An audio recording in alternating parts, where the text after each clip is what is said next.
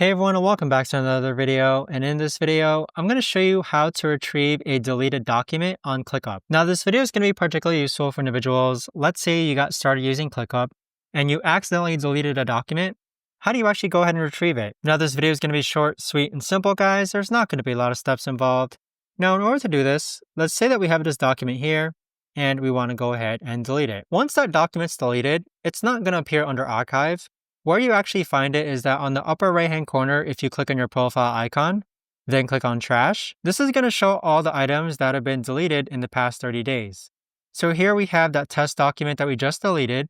In order to retrieve it, click on the three dots, then click on Restore. Now, if we go back to our Documents tab, you'll see that that test document has now been placed back into the Documents page. But that right there, guys, is the best and easiest way that I know of to actually go ahead and retrieve a deleted document on ClickUp.